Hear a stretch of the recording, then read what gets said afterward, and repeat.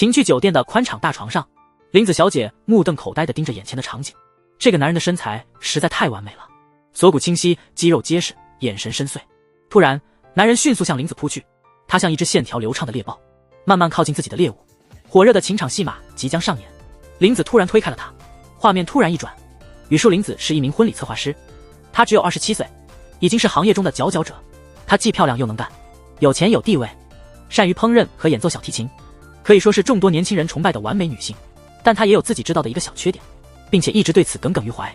和林子同时进入公司的有一个叫上坂贤的高品质男性，他长得很帅，许多女性都将他视为梦中情人，但林子觉得这男人太会装。相反，35岁的人气摄影师为山于一，不仅长得帅，还很成熟绅士。林子一看到他就忍不住心动。那天林子看到一个女孩在勾引飞山，但飞山明显对他不感兴趣，于是他告诉那女孩自己喜欢成熟且经历丰富的人。那女孩神秘一笑，对飞山说，别看他年轻，他在那方面的经验可丰富了。林子听后感觉像是被戳到了痛处，因为他缺少的正式性经验。如果同事们发现他这个年纪还是处女，他肯定会成为大家八卦的焦点。光是想到那种氛围，林子就觉得害怕，因此他必须尽快摆脱这种压力，找个男人解决一下。那晚林子打扮得非常漂亮，和朋友园子一起去参加联谊会，但园子觉得林子再怎么努力也没用，因为林子的标准实在太高。林子10几岁的时候觉得第一次一定要给一个完美的人。林子25岁以前，他全心投入到事业中，根本没空想男人，这样一耽误就拖到了现在。现在的林子对另一半只有3个要求：第一，不要嘲笑他；第二，不要轻视他；第三，少说话，保密性强。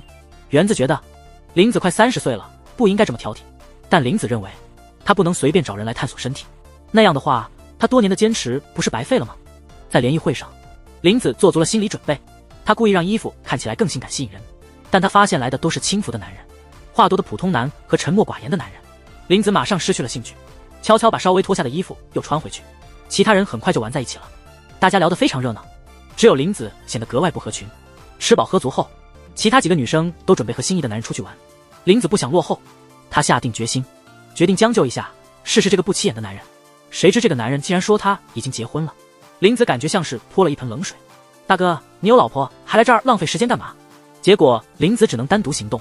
他在路上偶然看到一家酒吧，他想自己还没去过酒吧，于是走进去体验一下。没想到一进门就看到了总爱装模作样的同事上坂。酒吧的员工九弟和上坂是儿时玩伴，当他得知林子和上坂是同事，就没完没了的和林子聊起上坂的过去。原来虽然上坂现在看起来很帅，学生时代的他是个只懂读书的书呆子，那时候他给人的感觉是沉默而忧郁，同学们都叫他青苔。在上坂17岁那年，他遇到了自己心仪的宝儿，但他一直暗恋对方，甚至不敢表白。结果他至今仍然保持着纯情，这让林子突然感觉到一种共鸣。他立刻瞪大了眼睛，盯着上坂看，这不就是他费尽心思想找的理想初夜伴侣吗？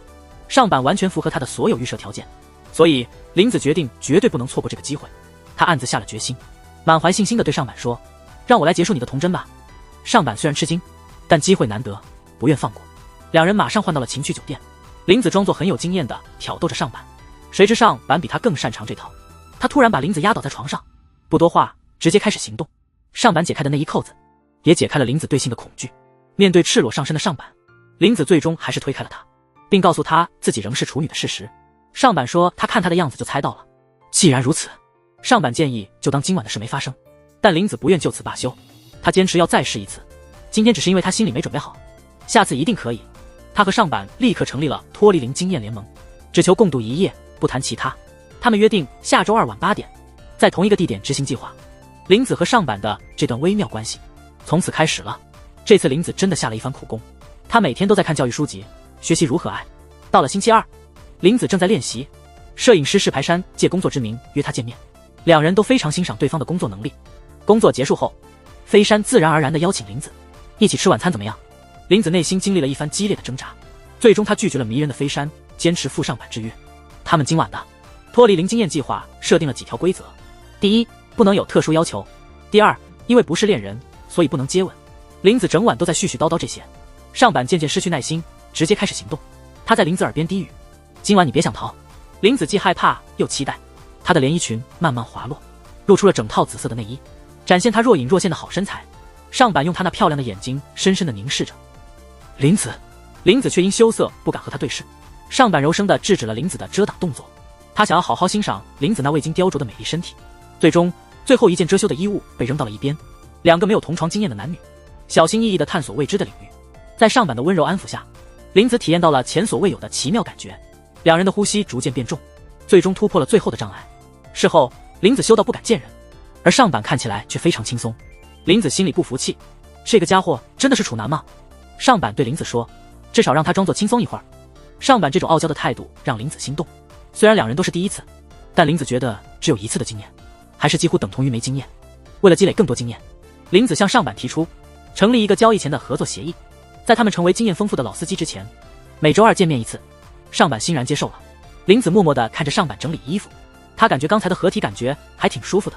他不确定这是否因为对象是上板，还是和任何人都会是一样的。第二天，失去处子之身的林子精神焕发，做任何事都充满信心。连帅气的飞山见到他，都说他变得更加性感了。飞山想请林子吃饭，两人扫2维码加为好友时，林子突然想起，飞山曾以不用社交软件为由拒绝了另一个女孩。林子赶快收回自己的2维码，但被飞山抢过来并加了好友。原来飞山并不是不用社交软件，上次只是他拒绝那个女孩的借口。能和男神约饭让林子开心地跳了起来。他这不矜持的样子恰好被上板看到。林子见上板的领带歪了，便去帮他整理。他这么做是想证明自己对那件事并不在意。但他靠近上板时，心中那份不安的紧张感再次涌现，他再也无法自欺欺人。上板突然一个壁咚，两人的脸慢慢靠近，让他们的心跳不由自主地加速。正当上板准备吻上林子时，他突然停下了，因为他们有个约定，不成为恋人就不能接吻。既然不能进行更深层的亲密接触，上板决定离开。就在他转身的那一刻，林子突然拉住了上板的领带，两人目光交汇，似乎心中有股难以名状的火焰在酝酿。这股火焰似乎随时都会爆发。林子把上板拉了回来，却不知道该如何面对这种尴尬的关系。上板却神色自如地为林子和飞山的约会打气。林子这才醒悟过来，对，他现在应该专注于和飞山的约会。于是林子开始认真准备约会。在林子的设想中，他们会先吃顿浪漫的晚餐，然后去宾馆激情开战。但他突然意识到，飞山喜欢经验丰富的人，而他还是个情场新手。当其他人已经在玩道具、野战、口手并用等阿威18式时，他还停留在基础阶段。林子经过思考后决定，他还是应该和上板多练习，所以他拒绝了飞山的约会，并提议和上板一起泡澡。当林子走进浴室时，他意识到，一想到要被上板看到一丝不挂，他就感到非常害羞。上板看到林子一边说出惊人之语，一边又显得非常胆怯，觉得非常好笑。林子从未见过上板这样开怀大笑，没想到这段协议关系还让他们看到了彼此许多不为人知的一面。经过一番折腾，林子终于做好了准备，允许上板和他一起泡澡。上板毫不客气，他一下子就将林子拥入怀中。在昏暗的环境中，微弱的烛光映照着他们的轮廓。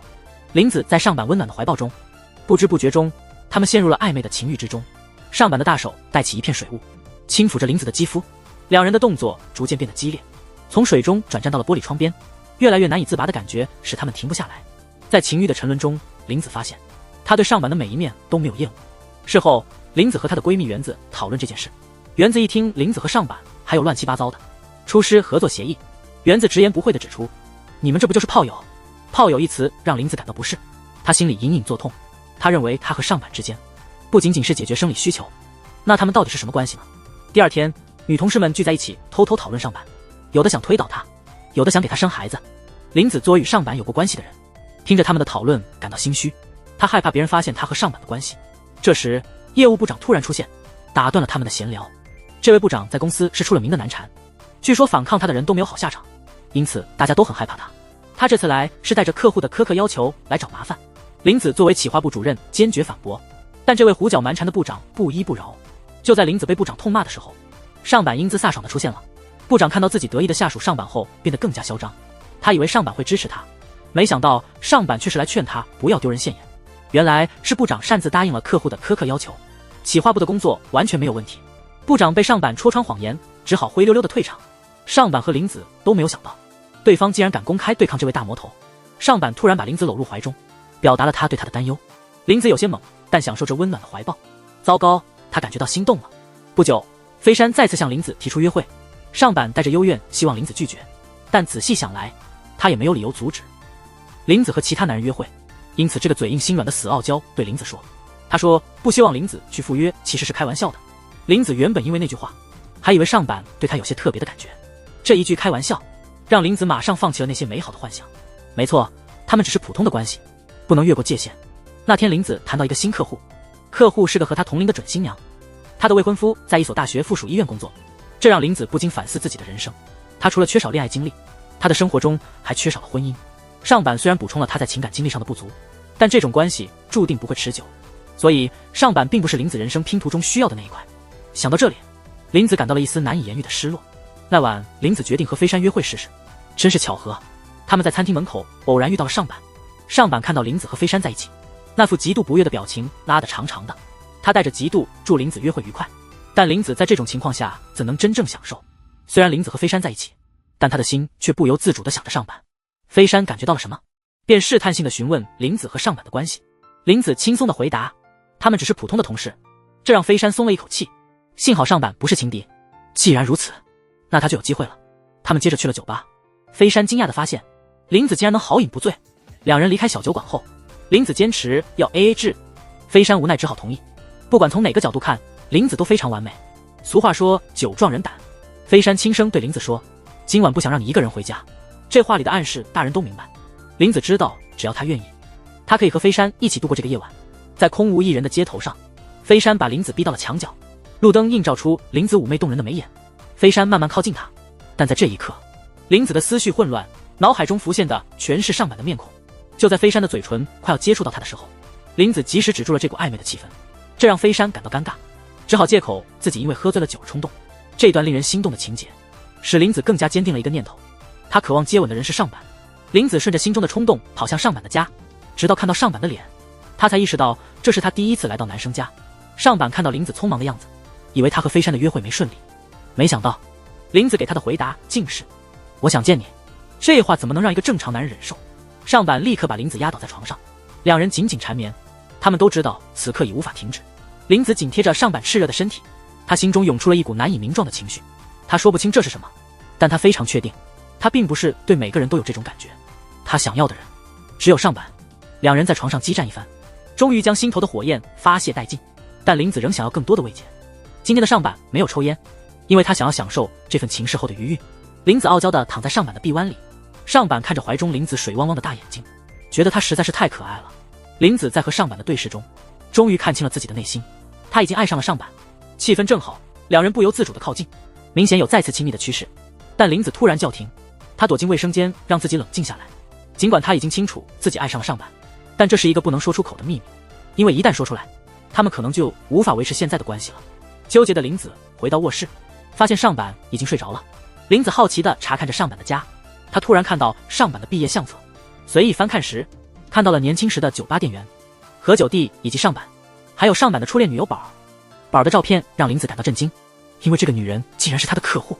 林子在上板家过夜后，他第一次在男人家迎接清晨。恋爱中人眼里出西施，上板的睡姿、刚醒的模样，都让林子觉得特别可爱。上板确实是当代高品质男性，他总能不着痕迹地撩人。他为林子准备了牙刷，暗示林子以后可以常来。林子看到这细心的举动，心中喜悦无比。美好的早晨互动让林子一整早都在花痴，他幻想着与上板同居，那他每天都会这么幸福。但他的好心情很快被打破，因为他看到了上板的初恋宝儿。宝儿的男朋友不知是太忙，还是不太关心婚事，今天宝儿一个人来咨询婚礼事宜。林子心里一直想着，不能让宝儿和上板见面，但往往怕什么来什么，宝儿和上板还是见面了。林子在一边默默看着他们谈得很开心，他们甚至交换了联系方式。林子仿佛听到自己心碎的声音。同事们开始热烈讨论宝儿和上板的八卦，他们看到林子对这事还能这么冷静，更加相信林子是被飞山派来的。同时，飞山和上板之间的竞争正在升温。飞山坦白自己对林子很感兴趣，但上板却告诫他，如果只是想玩玩，最好找别人。上板弟敌意激发了飞山的竞争欲，他并不是只想和林子玩玩，实际上他想认真追求林子。飞山毫不客气地提醒上板不要干涉他的事务，气得上板脸色发绿。画面突然转换，林子开始深深的担忧，他很怕上板和宝重燃旧情。而就在这时，他听说上板要和宝去约会，心情郁闷的林子叫上好友园子，一起到上板时好友九弟工作的酒吧喝酒。园子故意向九弟询问关于板的消息，这让九弟回忆起他们17岁那年的春天，校花板竟然主动接近了。那时大家都叫上板青苔，随后他们的关系变得亲近。九弟始终不明白这其中的原因，也许上板正是板喜欢的类型。在九弟的描述中，宝儿是个纯洁、温柔、漂亮、性格好、受欢迎的女孩。林子听得心越来越凉，宝儿越完美，林子感觉自己越没竞争力，心情崩溃的林子疯狂地用酒浇愁。正当这时，上板和宝儿竟然一起出现了。上板试图掩饰的解释，他和宝儿不是来约会的，但宝儿却开玩笑说，把这次当做他结婚前的最后一次放纵。听到这，林子坐不住了，他站起身离开了，眼不见为净，心不烦。园子看到林子这副情深意切的样子，他为林子终于拥有了恋爱经历而高兴，同时也担心林子对初恋对象上板动情，因为这样林子可能一辈子都忘不了上板，那会很痛苦。园子说的一点没错，林子明明喝了很多酒，但晚上他还是辗转反侧，难以入睡。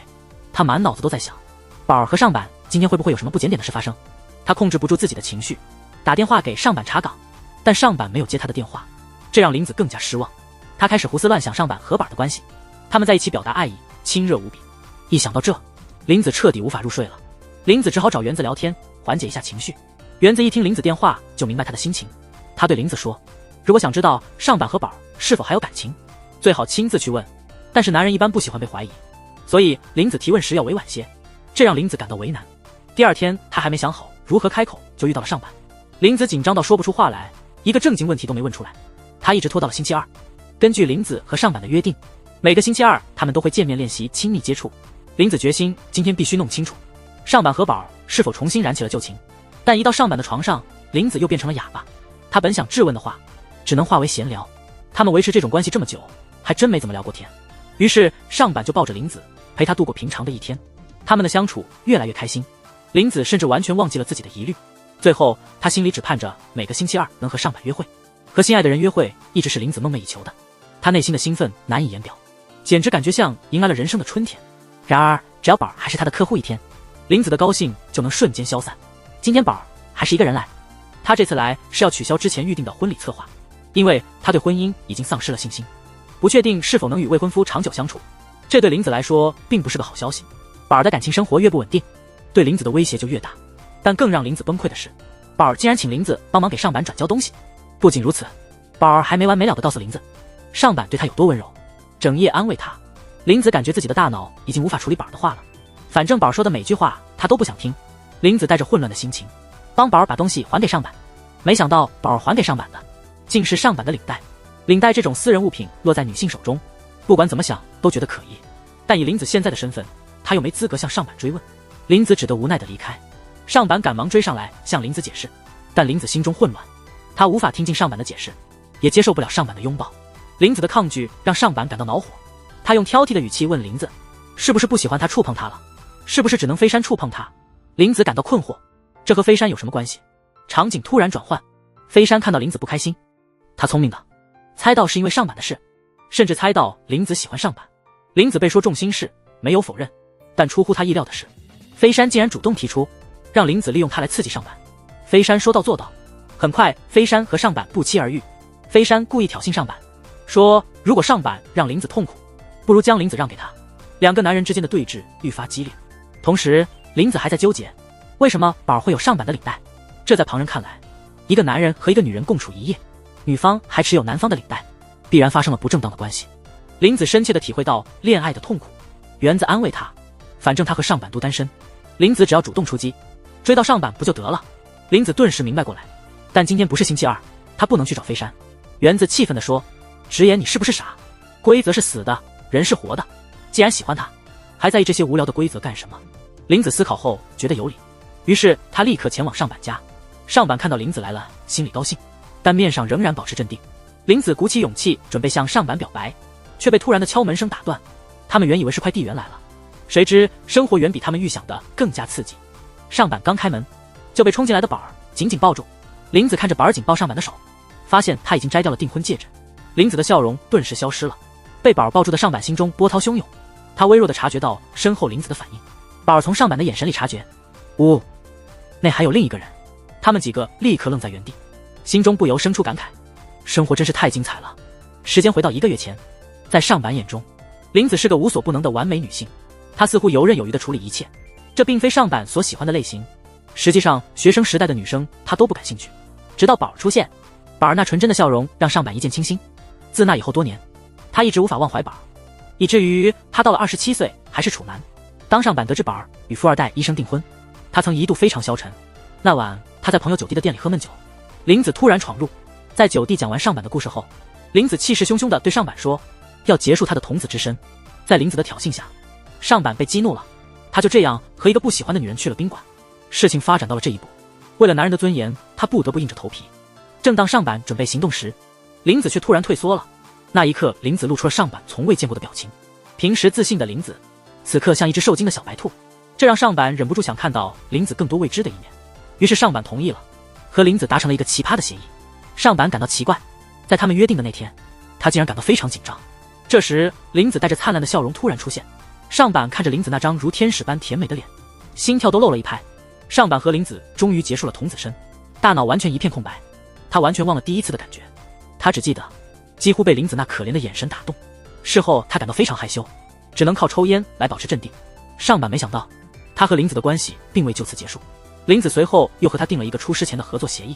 上板很好奇，为什么林子这么急切地想获得情势经验。第二天看到林子和飞山开心的聊天，他心里马上有了答案。原来林子喜欢飞山，上板不过是林子用来练手的。上板本以为他和林子只是随便玩玩，但多次接触后，发现自己渐渐陷了进去。他开始为林子的每一言一行感到高兴或担忧，为飞山出现在林子身边而吃醋。他不明白为何总是因林子而心乱。就在上板迷茫之际，他一直喜欢的板儿再次出现。他以为重逢能缓解对林子的感情，可以缓解他对林子的感情，但感情就像决堤的洪水，根本无法阻挡。他的心仍旧被林子牵引。那晚林子来到上板家，他本想向上板告白，但却遇到板儿来砸场子。林子看到板儿抱住上板，感受到了彻底的失落。他不想继续做电灯泡，转身就跑。上板急忙抛下板儿追了上去。在奔跑中，上板终于明白自己的感情，他喜欢林子。正当他冲动想表白，眼前的一幕使他冷静下来。只见林子和飞山亲密地走在一起，上板顿时心一沉，最后发现自己是多余的。原来是林子的高跟鞋坏了，飞山只是在扶他。林子和飞山只是偶然相遇，但榜山的想法并不单纯。他突然向林子表明了心意，让林子感到非常尴尬。林子回家后一直在思考他和飞山及上板相处的感受，这让他心情非常复杂。但生活还得继续，他必须向前看。很快就到了林子和上板约好的动物园约会日，两人都默契地遵守了约定。那天阳光明媚，绿意盎然，林子和上板玩得非常开心。上板以为这是他们恋爱的开始，没想到林子在他最开心的时候说出他不会再和上板见面了，因为他决定和飞山在一起。这突如其来的变化让上板几乎说不出话来，他本能地抱住林子，希望他留下。尽管林子也不舍得和上板分开，但他决定断然解决这段关系，结束这段奇怪的关系。于是林子开始了与飞山的恋爱生活，同时板儿和未婚夫分手，开始积极向上板示爱。由于林子和上板是同事，两人每天都要见面。巧合的是，公司即将举办一场模拟婚礼活动，领导特意让上板和林子扮演新郎和新娘。更奇葩的是，领导还让维担任他们的摄影师，不知道领导是否故意。这真是好戏连台啊！当林子和上板换上婚纱和礼服，两人都被对方的颜值惊艳。那一刻，他们真希望对方就是自己的结婚对象。暗中观察的排山忍不住嫉妒，他第一次对林子表现出不悦，希望林子拒绝参加模拟婚礼。林子这才意识到，他竟然让飞山这么优秀的男人不高兴，他觉得自己真是罪大恶极。他暗自提醒自己不能再犹豫不决，但命运总是这么无常。那天晚上，林子带排山去见闺蜜，偶然遇到了宝儿。林子注意到宝儿又戴上了订婚戒指，她询问后得知宝儿与男友和好了。林子的第一反应是，那上板将如何应对？那天晚上，宝儿向上板表达好感，上板却冷淡地拒绝了宝儿，并带她到了她男友的家，利用自己的口才帮助宝儿和她男友和好。这让林子有些不理解，她不明白为什么上板不抓住和宝儿在一起的机会。宝儿没想到看起来聪明的林子竟然这么不明白，他直接告诉林子，上板真正喜欢的是别人。这让林子更加困惑，他已经和飞山在一起了，他不能成为一个不负责任的人。所以林子决定继续和飞山交往。但当飞山试图亲吻他时，林子不知不觉中流下了眼泪。这种反应让他和飞山都意识到了问题，感情是勉强不来的。深情的飞山只好退出。风度翩翩的排山提出了分手，并劝林子要勇敢表达自己的感情，这样才不会留下遗憾。很快就到了模拟婚礼的日子，维山见到上板时，问他林子穿婚纱是否漂亮。上板对这位情敌毫不客气地说，你有眼睛自己看不就行了。飞山意味深长地回答说，不必，因为他很快就能亲眼见到。这话让上板听后非常不安，他怀疑飞山可能要和林子结婚。上板心里想着这件事，和林子拍婚纱照时心情非常烦乱，握着林子的手感觉非常美好，他根本不想放开。这时林子告诉上板，模拟婚礼结束后他有话要说。上坂心里一惊，他担心林子会说要和排山结婚，于是他抢先行动，带着林子跑到一个没人的地方，紧紧抱住林子，急切地向他表达自己的爱意。林子听后非常高兴，他立刻向上坂表达了自己的心情，这样两人终于消除了所有的误解。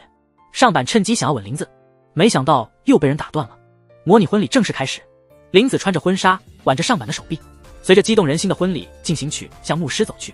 林子害羞得不得了，上坂强装镇定，他对林子说他们迟早会有这样的一天，把这当作是一次演练。被上坂的话聊得林子心跳加速，当他们缓缓将婚戒套在对方的无名指上时，心中的爱意爆发了。众目睽睽之下，上坂忘情地吻了他的新娘。围观群众脸上充满了祝福的喜悦，上坂和林子对视时眼中满是笑意，充满了快乐和甜蜜。婚礼现场庄严又神圣，他们是天造地设的一对。这一刻，林子生命中缺失的拼图终于完整。至此，林子小姐想事时的故事圆满结束，两个人从是爱到真爱的奇妙缘分，终于拥有了幸福的结局。